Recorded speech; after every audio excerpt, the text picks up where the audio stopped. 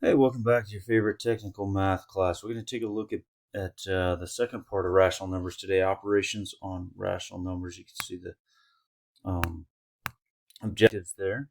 We're going to start out with multiplying rational numbers here. If you look at example 1, part A there. And what we do when we have two rational numbers is we just go ahead and multiply their numerators. So notice I have a negative 2 times a negative 9 is a positive 18 over 3 times 4, which is 12. So we have 18 over 12.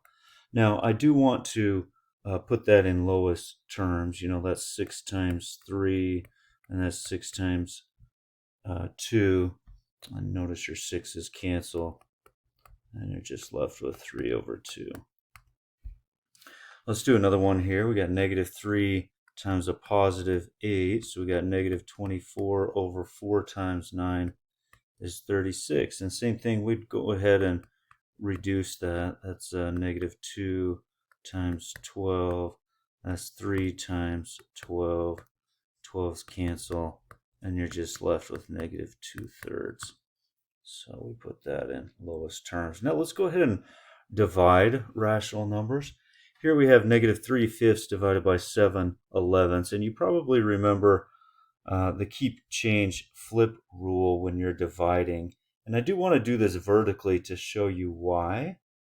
So I'm going to do this vertically first, and then we'll do it with the keep change flip rule. So if I'm taking negative 3/5, I'm dividing it by 7/11. And remember, the idea here is to simplify this into one fraction here, or into an integer. And remember that 5 is actually a rational number. It's 5 over 1. So what I'm trying to do is I'm trying to get this denominator to be a 1. So what I do is I multiply by its reciprocal, 11/7. And if I do it to the bottom, I have to do it to the top, because 11/7 over 11/7 is just 1. It's kind of like 3 over 3 is just 1, right? 11/7 over 11/7 is 1. We're multiplying this whole thing by 1. We're not changing it. But now notice we have on the denominator 77 over 77. So we have a 1 right here. So that's why we take that first one, we keep it, then we change it to a multiplication, and then we flip that 7/11 to 11/7. That's why it's that keep change flip rule. So you notice here now we have negative 33 over 35 over 1, which is just negative 33 over 35. So that's the keep change flip rule. So if you're doing it horizontally, you keep the first one, you change the division to a multiply, you change it, and then you flip it. Instead of 7/11, multiplying by 11/7. And that's why we do the keep change flip rule. But I like to do it vertically. Frankly, is kind of my preferred form. So 21, let's do 21, and this is 21 over 1 divided by 5/8. And so I'm going to multiply by the reciprocal top and bottom, and that's my keep change flip. And so here you end up with 21 times 8, or 168, all over 5, and this is all over 1 on the bottom. So again, keep change flip. Now let's go ahead and add and subtract. If we have common denominators, that's not a problem. So it's kind of like if you have 2/3, and you subtract 1/3, right? You subtract 1/3, then you're just left with 2 minus 1 all over 3, or 1/3, right? So you got to have a common denominator to add and subtract fractions and rational numbers. So let's go ahead and do 3/7 minus 2/7. As long as it's got a common denominator, we have no issues. This ends up being 3 minus 2 all over 7, or 1/7 of the pi is left. Let's go ahead and do it with unlike denominators. This is more of a pain because we got to find the least common multiple. In other words, we have to get a common denominator. So one way to do that, notice we have 3, maybe. 3/4 plus 1/6. So again, I want my denominators to be the same. They're not. So I'm going to go to the side. Let's go ahead and write multiples of 4. 4 times 1 is 4. 4 times 2 is 8. 4 times 3 is 12. 4 times 4 is 16, and so on.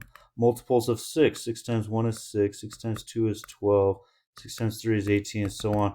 The first one that they share, the least common multiple, is 12.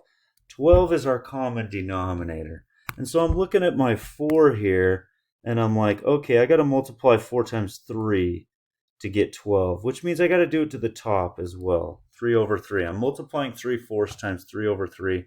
I'm multiplying 3/4 times 1. Now I got to do the same thing over here. What do I need to multiply 6 by to get 12? I got to multiply by 2. So I'm going to multiply this by 2 over 2. So what we have now is we have 9/12 plus 2/12. So we get 11/12 is our solution. Let's go ahead and do it on this next one. I have 2/5 plus 3/7. Their common denominator, or least common multiple, will be 35. So I'm going to multiply this by 7 and 7, and this one by 5 and 5. And so we end up getting 7 times 2 is 14 over 35, plus 3 times 5, 15 over 35. Now they have a common denominator. 14 plus 15, 29, all over 35. And again, make sure it's in lowest terms always on those. And let's go ahead and do some operations on mixed numbers. So it's the same rules. You just got to make sure you put the mixed number as an improper fraction. So I'm going to go 3 times 4 plus 1. So 3 times 4, 12 plus 1, 13/4. There's the first mixed number. Minus, and I got 2/3. 3 times 2 is 6 plus 1, 7/3. So I got 13/4 minus 7/3. And so I just get a common denominator again, which for 4 and 3 would be 12. So I'm going to multiply that by 3 and 3, this one by 4 and 4. And I've got 39 over 12 minus 28 over 12. 39 minus 28 is 11 over all over 12. And so we've got our same rules apply just with mixed numbers. So just convert them to improper fractions and run the same rules. Now let's talk about complex fractions. A complex fraction is where you have a fraction in the numerator or denominator both. And we need to simplify this. So all we're doing is we're actually doing the same thing as we were doing before, where we're dividing rational numbers. So 2/7 divided by 1/14. So we're going to multiply by the reciprocal, so that we get a 1 on the bottom, right? We have 14 over 14 or 1 on the bottom. All right, see how this is 14 over 14 or 1 down there? So that's why we keep, change, flip, right? And you could do this. You could do this horizontally if you wanted to. Keep, change, flip, right? And you get to the same point right here. Now let's go ahead and multiply 2 times 14. I get 28 over 7 times 1 is 7. So this is 4 over 1, which is just 4. Right?